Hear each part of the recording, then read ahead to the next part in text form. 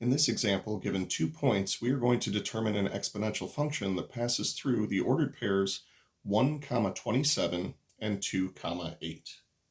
The first thing that I'm going to do for this one is copy down our definition of an exponential function. This is going to be f of x is equal to a times b raised to the x power. Now, from here, the next thing I'm going to do, well, our goal for this one is to solve for the values of a and b. Excuse me. If we can get the values of a and b, then we are set. We have our exponential function.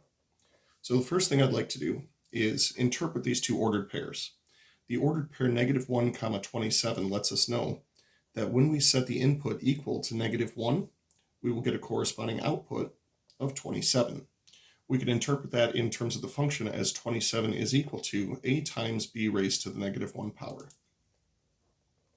Our other ordered pair is 2, 8. So if I set the x value equal to 2, I can set the f of x value, or the y value, equal to 8. So interpreted in terms of our function, that would be 8 is equal to a times b squared.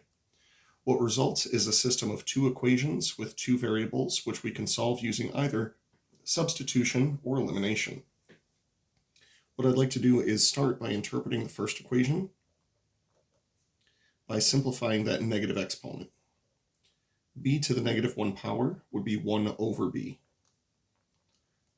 A times 1 over b can be interpreted as a over b if, once again, we interpret the initial a as being a over 1. Now, given this equation, a over b is equal to 27, I feel like we can solve this for a without too much difficulty. And the way that we'll solve for a is we'll multiply both sides of this equation by b over 1. The left-hand side of the equation becomes 27b, and the right side of the equation, the b's will cancel out and we'll be left with a. What we'll then do is we'll take that expression and we'll substitute it into the second equation. So instead of 8 is equal to a times b squared, we're going to substitute this into the equation as a equals 27b. So this becomes 27b times b squared. We'll then use the associative property to say that we'll express this as 27b times b squared, and we'll do the b times b squared first. Simplifying b times b squared, we can use that property of exponents that we introduced at the beginning of the section to say b is the same as b to the first power, and I can add those two exponents together. This gives me 8 is equal to 27b cubed. To continue to solve for b, I'm going to divide both sides by 27, giving us b cubed is equal to 8 over 27. To finish solving for b, we need to get rid of the cube that's on the b. The way that we get rid of the cube is through the use of a cube root. By taking the cube root of both sides, this cancels the cube on the left-hand side. We can then apply that property of exponents that says when we have an exponent on the top and bottom of a fraction,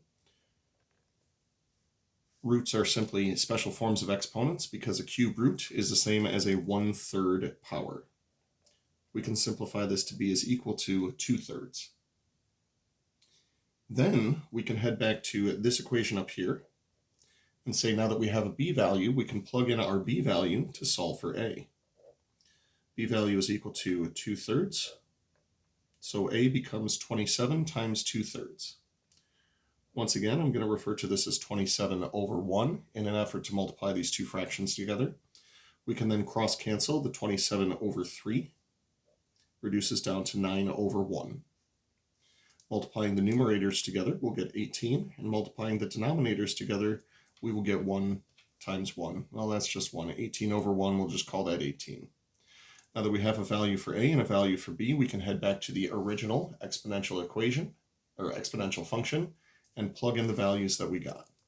This will be f of x is equal to 18 times our base 2/3 raised to the x power. Because this exponent applies to both the numerator 2 and the denominator 3, I'm going to put that base inside parentheses to make sure that we know that the exponent applies to both of these. That is our final answer.